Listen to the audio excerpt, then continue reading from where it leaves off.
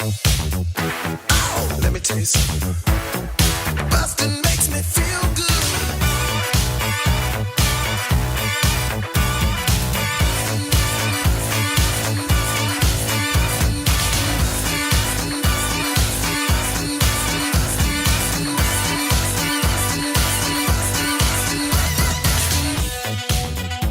Hello, everybody. Welcome to Blockbusting, the podcast where we love to hate the movies. I'm your host, Jay Light. Joining me today, Lou Misiano. Hi, guys. Hey. What's up? What's up, man? How are you? I'm great. How are you? I'm good. Things are, I watched the movie that you wanted to come in here today for this morning. Really? So it's a weird way to start your day when you have to watch A Clockwork Orange. Yeah. Actually, when so this is the first movie that popped into my head, and it's been years since I've seen it. So over the weekend, I did the same thing. I watched it just to refresh myself, just to see if I hated it just as much. And I'm very pleased to say that you ruined my weekend. Good. Completely ruined it. I was like, oh, that's right. This is a garbage fucking fire movie. I hate this film so much. Oh, man. What's your main problem with it? So you know what it is? It's not so much the movie itself as much as it is the people that love that movie that make me want to put my head through a glass window. It's every time I meet someone, every time I say that I hate that movie, there's always someone that's like just some absolute hipster douche that's like, no, you're just not smart enough to get it. It's like, first off, you're a bike messenger. Fuck off. I don't need some fat dork with knuckle tattoos to tell me how to interpret film. Go back to the fucking Warby Parker, get your shit checked out. Yeah, exactly. It's always so funny to me too. It's like always the people that anyone in their 20s that thinks that they're the smartest one in the room is always the most broke one in the room. You know what I mean? They're like, oh, you don't know what's going on in politics. It's like, dude, you ride for Postmates. Like, shut up. They don't have a mattress, but they do sleep on a bunch of books. Yeah, exactly. So that's my main qualm with it. I just like the pretentiousnly of the entire film just drives me up a wall. Like Okay. I feel like the whole time you're watching it, like the movie's just screaming at you like, get it? Do you get it? You smart? And I say thing like, oh, I can't watch Wes Anderson films. Like I get halfway through and I'm like, shut the fuck up. Oh, fine. I see. I understand. It's just too much for you. Yeah, it's like I don't like movies that spoon feed me. You know what I mean? I like having things be left up to interpretation and all that stuff. But man, some movies just need to like chill the fuck out. Just tell not everything needs to be all fucking meta and smart. You know what I mean? You don't need a whole bunch of allegories in your movies. Right? Yeah, I get it. And also, yeah, I'm smart enough to get it. You know what I mean? Like, just because I don't like it doesn't mean that I'm an idiot. I mean, I am an idiot, but for way other reasons that we don't need to get into. Right. We may wind up getting into some of those. Probably. Who knows? So, do you remember, first by the way, if you somehow don't know what A Clockwork Orange is. Good for you. 1971 dystopian crime film, adapted, produced, and directed by Stanley Kubrick, based on Anthony Burgess's novel. It employs disturbing, violent images to comment on psychiatry, juvenile delinquency, youth gangs, and other social, political, and economic subjects in a dystopian, near-future Britain. Stars Malcolm McDowell, got nominated for a whole bunch of Oscars, including, Best Picture, Best Director, Best Adapted Screenplay, and Best Editing. And it's listed as one of the... It's just, everybody's like, oh, this is a great movie. It's a cult classic. You can't deny that. I don't even know about cult at this point. I feel like it's crossed over into the mainstream. Yeah. Which is very strange, given the... There's something about it. I watched this movie. I've seen this movie twice. Okay. Once was to watch it for this podcast. I'm sorry. But it's okay. Once was way before that. And it was a friend of mine who's a big fan of it. Mm-hmm. And he was like, oh, we got to watch it. And this is back years ago. So he was like, let's get super high and watch A Clockwork Orange. Yeah, this is perfect, like, college person plays you jazz for the first time. Like, I'm gonna blow your mind, man. Well, this is one of those classic posters, Right. The Clockwork Orange poster. Is you see it in someone's dorm room, and you know they're a certain kind of person. Oh yeah, it's like the same way when you like walk in and see someone with like a Scarface poster, and you're like, oh, I know exactly what you're about. Or a Blow poster. Yeah. Even worse. Yeah, it's like, call your dad, dude. You're not that upset. Yeah. Listen, you just ask for a hug. It's okay. It's fine. Also, have you seen the movie Scarface? It's not a good movie to look up to. Right. It's Well, not neither's A great Clockwork film. Orange. No, That's it's the not. thing. I mean, A Clockwork. So we tried watching it, and I fell asleep during it. Good for you. I was awake for like probably the first 20, 30 minutes or so, right up until the second rape, I guess. And then after that, I knocked out because this movie's 2 and change hours long, really slow in the middle, and a movie when you're extremely high and slow, it doesn't mix, Right. Can I also just say briefly, I love the idea that you can only fall asleep to graphic rape scenes in movies. It's it's very soothing. Yeah. It's white noise machine. That's what It's I just a figured. woman screaming in Some an alley. people have podcasts. Some people do melatonin. I listen to rape scenes. I listen to rape scenes. Just puts me right out. Oh yeah, that's why. I mean, it's just so soothing. Something about living in the big city and then hearing violent rape happen. I'm like, That's why I can't. That's why I okay. can't sleep in the country. It's too quiet. Not enough rape. Go ahead, watch Deliverance. Put that on. They have some good old country rape going on. So, A Clockwork Orange is that I remember he was very upset that I fell asleep during it, and he was like, "You got to watch it sometime." And so now I'm watching it, and I'm fully aware of the kind of cachet that this movie has, right? Right. Like everybody, you hit the nail on the head with the kind of fan that this movie attracts.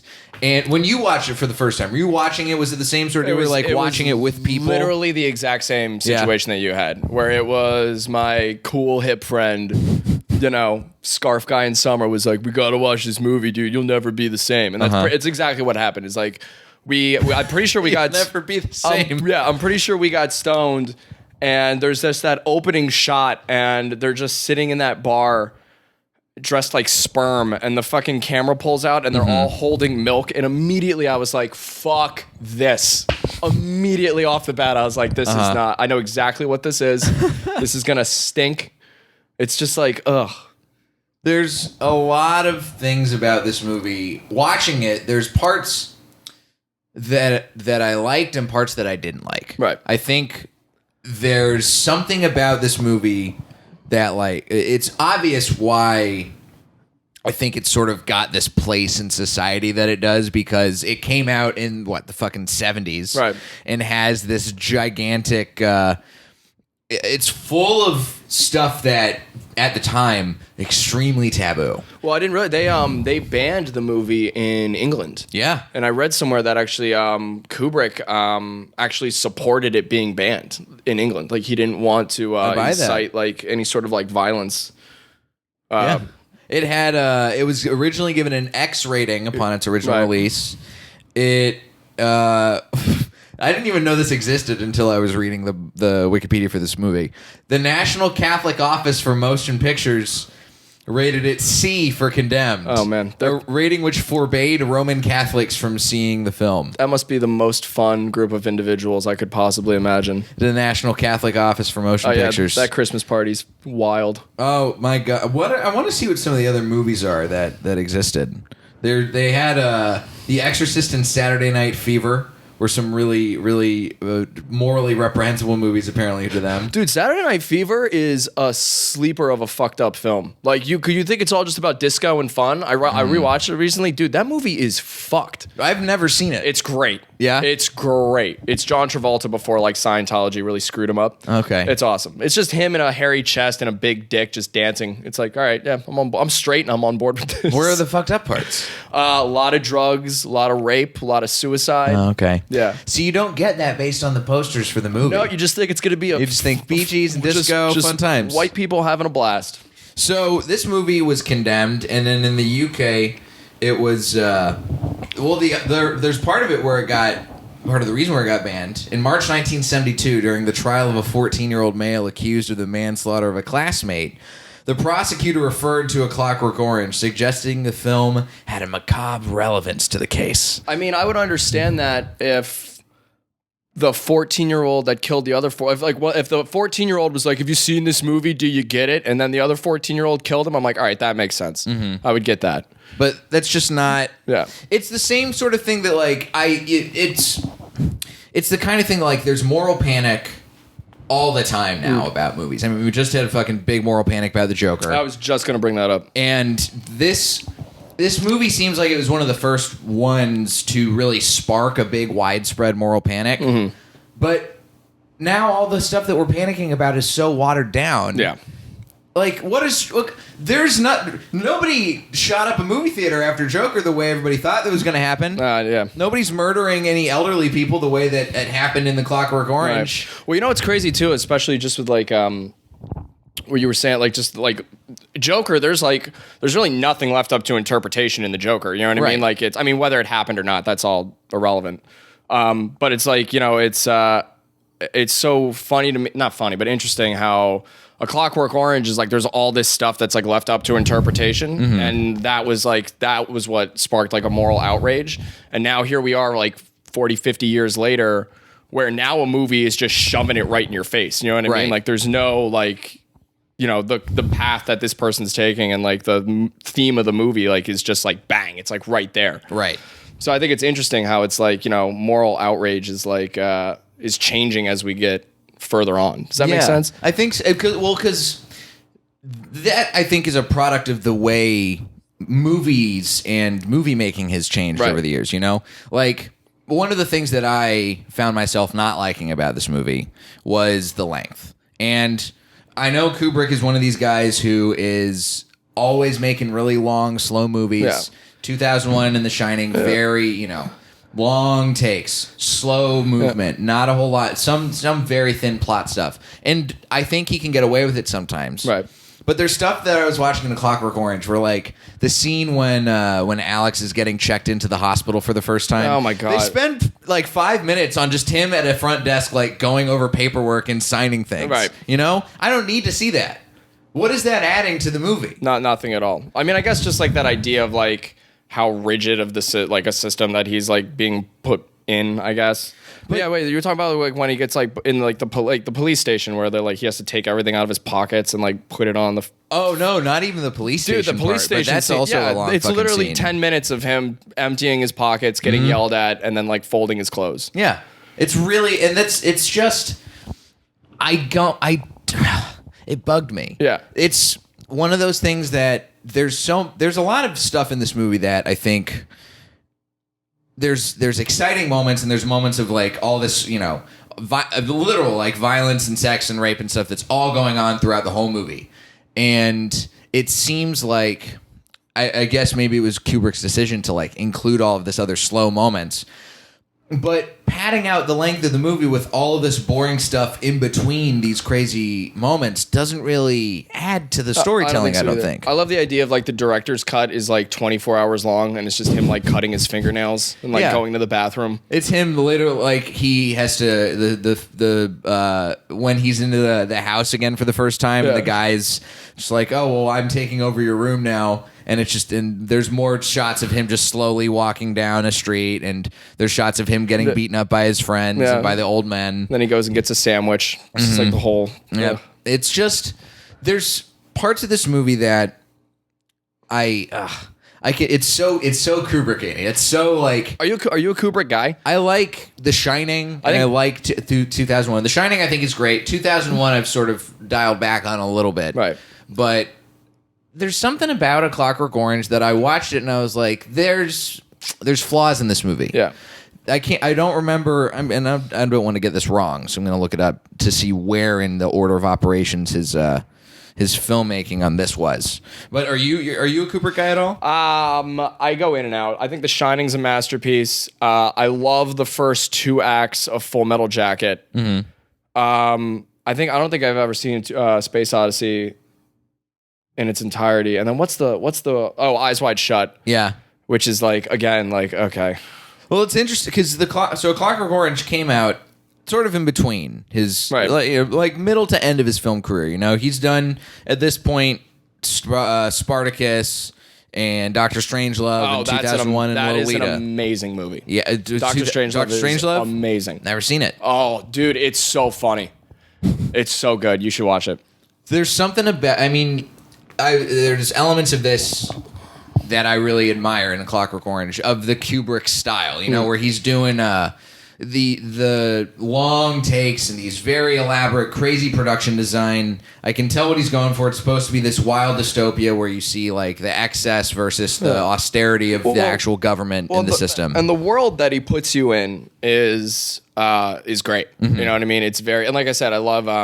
You know, I don't like being spoon fed. Have you been watching The Watchmen at all? Not yet. So it reminds me of The Watchmen in the sense of like they just put you in the world and they're like, you fucking figure it out. You know what I mean? Like nothing is explained, which I kind of love. So atmospherically, I'll give it its due. It's like, yeah, it just sticks you in the world and like you just have to believe that that's where they are. You know what I mean? There's no reason as to why anything is the way that it is. It's just boom, we're here. Which is totally fine. But also, I think that the weirdness of the world that A Clockwork Orange sets up. It's so annoying. You said it perfectly. The opening shot is at this crazy bar where they're drinking milk. And they're like, oh, there's like naked mannequin tables. You know what I mean? And it's just like, especially because I work in Hollywood, so it just reminds me of that so much where you just want to like hit someone in the head with a crowbar where you're just like, shut the fuck up. I get it. Right.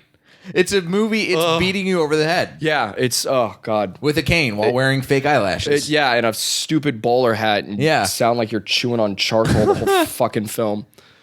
Also, the way they talk drives me insane. Oh, you hate the slang? I hate it so much.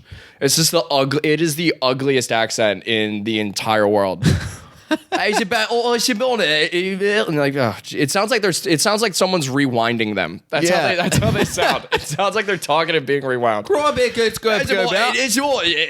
movie, if you play this movie backwards, it does become better. If you watch it in reverse. Oh yeah. Then you get to hear the accent that they're trying to get all along. They're like, oh, listen, I'm trying to beat you over the head with this. We just want you to understand. Don't rape. Don't murder. I mean, to go back to the Joker thing, I guess it is a good film in the sense of whether you love it or you hate it, you're thinking about it for the rest of the day. Right. You know what I mean? So it's like, I say it ruined my weekend because I watched it and then it's like all I thought about for 2 days. I mean, same with the Joker. When I left I saw it twice. When I left it the first time, I was like, I don't know if I like that or not. But I thought about it literally the whole day. So it's like, I guess in its own sense, it did the job. You know what I mean? Right. But there's something about, this is a question that I found myself asking on the show. And I think it really pertains to Clockwork Orange.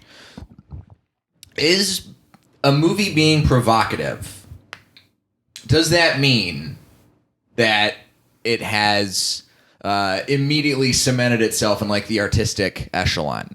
No, I don't think so. I think because you really like the Joker. You thought it was fantastic. I did like it. Yeah. I remember when we were first talking about the Joker. We were at the belly room at the store, and you were the only person in the room who was like, "Oh, I loved it." I know. And then everybody else was kind of like either sort of like, "Oh, it's good, but it's got a couple problems," and some people were like, "I hated it," and then you just shut up, and then you left the room like 5 minutes later. I was like, I'm not prepared for this. I don't want to be a part of this. Yeah. But I mean, I do that all the time where it's like I'll dig myself a hole with an opinion. I'm like, this is what I believe. And then the minute someone's like, I believe something different, I'm like, okay. And then I just walk away. Well, because here's the thing with the Joker, from my perspective, is there's an element of timeliness to the movie. Right. It's very much, it's a period piece, but there's a lot of stuff that's getting referenced that is very much, politically and thematically of the modern era. Right. So, A Clockwork Orange is, I think, trying to do that, but I don't know how effective it is at accomplishing those things. What do you think? Like I said, I mean, it's because it's trying to be. I mean, you said it yourself. It's it's beating you over the head right. instead of letting you be smart enough to understand what's going on. Right. Because you're smart enough. Right. You're not some dumbass average moviegoer who's just going to be like, oh, this is great. Right. It's cool. Yeah, exactly. They're just like, duh, they drink milk, it's fine. It's like, yeah, there's just like... Oh, they must be fancy. They're playing Beethoven. Yeah, exactly. Yeah, and there's also that. Oh god, there's that scene where it's like it's like 4 Nazis are raping some girl on stage to Beethoven's Symphony Number 9 or whatever, and they're just like pulling her and shit. And they're like, "Oh, it's supposed to be."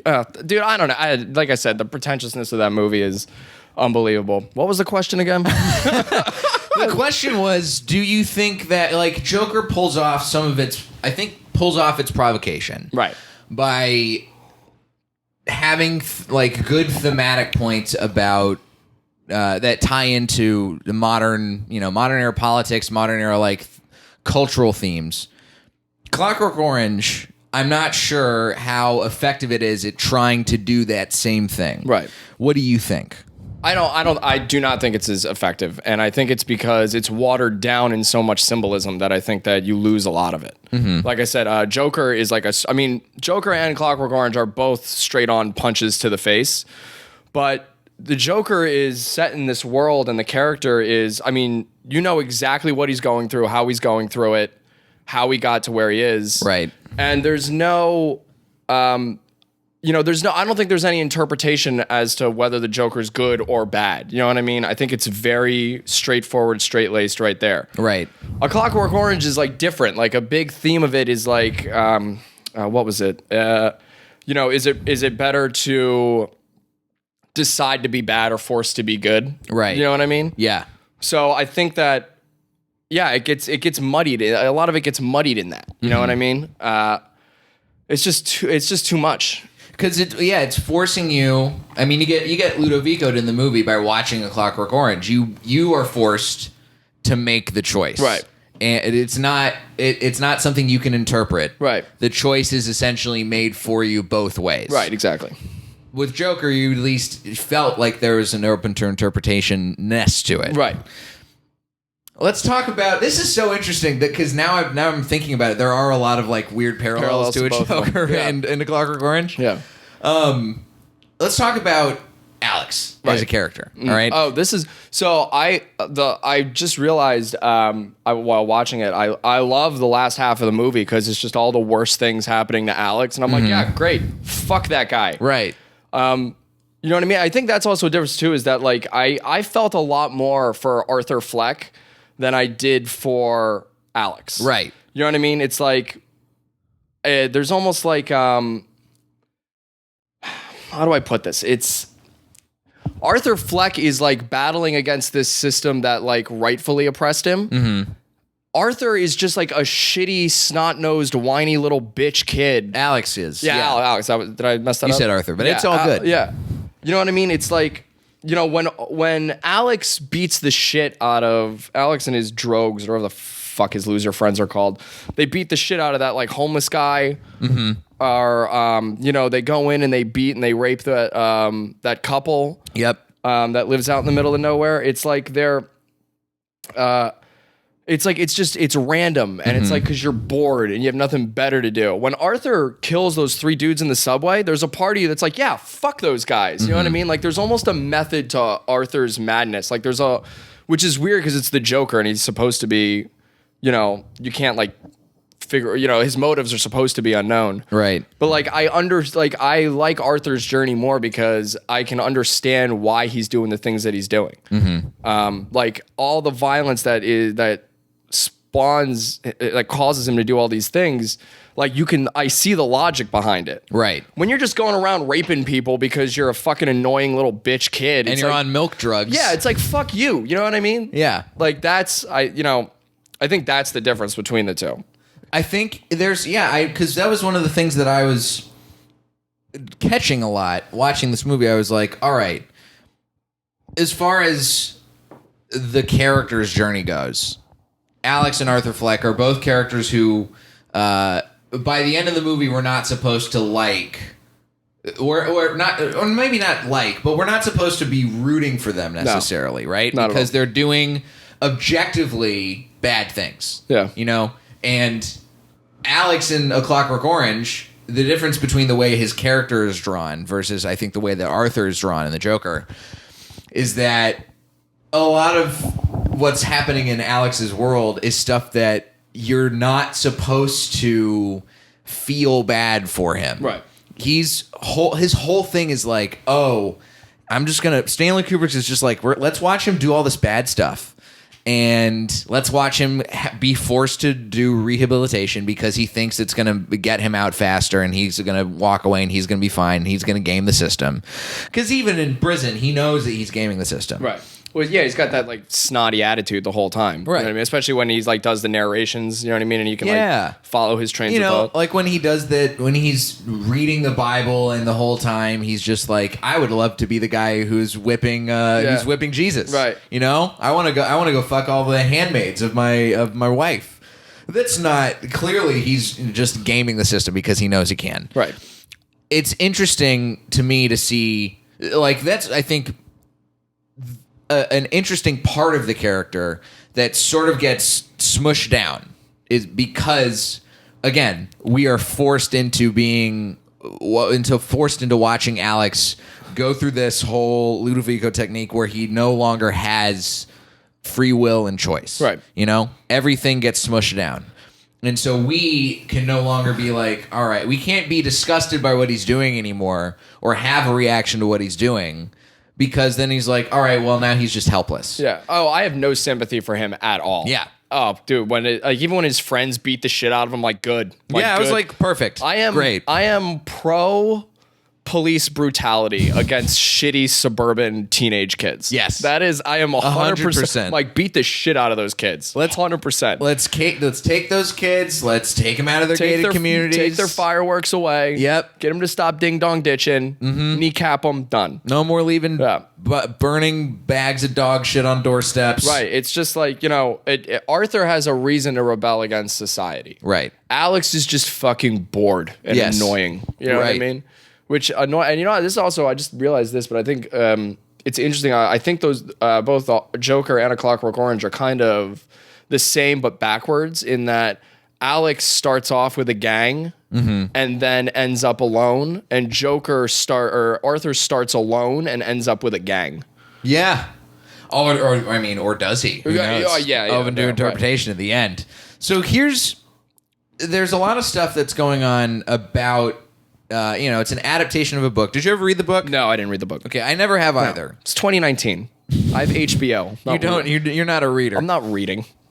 The book by Anthony Burgess, the original novel, was an adaptation because and Anthony Burgess himself said he had mixed feelings. He loved Malcolm McDowell's performance. He loved Michael Bates, who played should have looked up this one a little bit more. Chief Guard Barnes. Okay. And he liked some of that stuff. He said that, and the use of the music he said was brilliant. Yeah. Even so brilliant it might be dangerous, which I'll agree with. I was never, even after seeing this movie, I didn't falling asleep for the first time. I was like, okay, but I have the music from A Clockwork Orange on vinyl because it's like, oh, okay, cool. There's a lot of I like the music in this, right?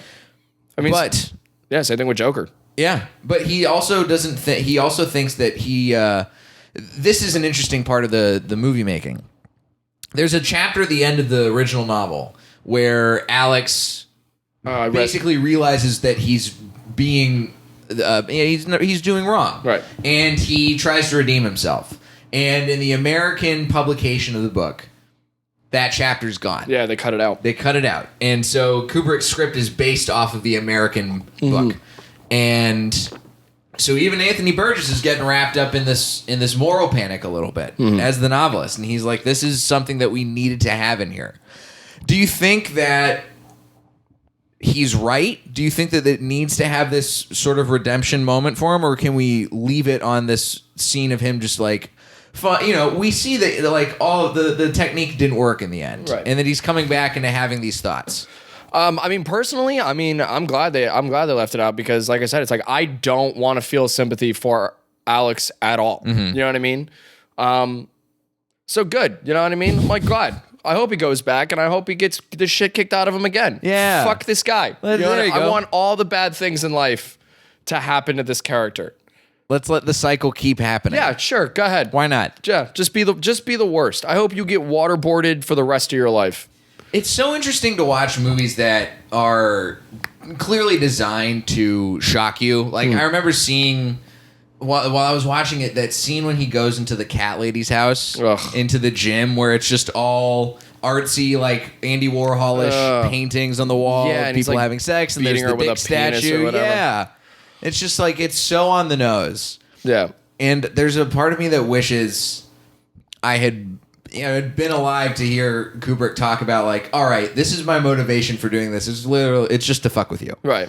And that's the thing that makes me wonder, all right, where can I rate this movie? Because I still don't know how much it's like, if it's good but flawed, if it's fine, or if there's something that's just like, it's of the times and doesn't hold up. Yeah. I can't tell. And I don't know. I wish there's a part of me that could be like, hey man, what are you're just fucking with us, right? Well, I mean, and again, it's like, I mean, that's what makes it like such a provocative film, is the fact that, we're still asking these questions about it 40 years later, like I said, it's like, to some people it does hold up. To some people it answers all the questions you asked. And to me, I'm just like, I would rather kill myself than sit through this one more time. Fair enough. You're gonna jump out. If somebody ever plays this movie for you again, you're gonna jump out like Alex does at the very end. I am out of the game. Go in head first. I don't care if it's a fucking babe that's like, let's come back to my place And watch Let's A put on Clockwork Orange. and I'll blow you. I'm like, thank you very much, miss. I'm gonna go home and jerk off and watch The Office for the umpteenth time today. It seems like it'd be a bad idea to go try and hook up with anybody who puts on A Clockwork Orange in the background. Oh yeah, that's horrific. That's a sign of some serious, like, some depravity is going on in their brain. I'm like, you have serious issues. You're gonna want me. Yeah, you're gonna call me dad the whole time. Like, yeah, it's not even daddy, just dad. just dad. No, yeah, you're gonna call me your dad's first name. Mm-hmm. Oh, Rick. Oh, yes. Thanks, Rick. Give it to me, Rick. Yeah. Hard, please. No, yeah, I'm totally. That's a big old red flag. Mm-hmm. Yeah, that and tapestries. If a girl's got a tapestry, run, get out. Not a tapestry fan, huh? No, tapestries are the female's Scarface poster. You bail. You gotta go. How do you feel about motivational quotes on the wall? Yeah, that'd be nice if I'm like having sex with someone and I'm trying not to like come too fast and I look over and there's a kitten hanging from a tree that's like, hang in there. I'm Okay. like, all right, you got it, champ. Thanks. There you go. Yeah. All right, but no tapestries. No. Tapestries and scar. It's a sign of Leave that in your early 20s. We don't need it anymore. being a huge fan of A Clockwork Orange is sort of like. It's sort of like a basic sign of male hipsterdom, I think. Yeah, it doesn't make, we're past the point where it makes you interesting.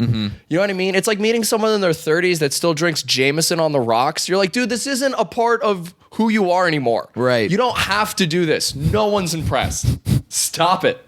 It's trash. You know it's trash. It's a boring choice. It is. You've got better shit that you can pay attention to and like. Yeah, you don't have to just be like, oh, I'm provocative. I'm against the government. I'm Right. against the media. It's like, just be a person. You're fine. It's like it's sort of like when like you're in high school, like being sad is like a personality trait. You know what I mean? It's like a sign of like, oh, you're deep, you get it. And then you get older and you're like, shut the fuck up. right.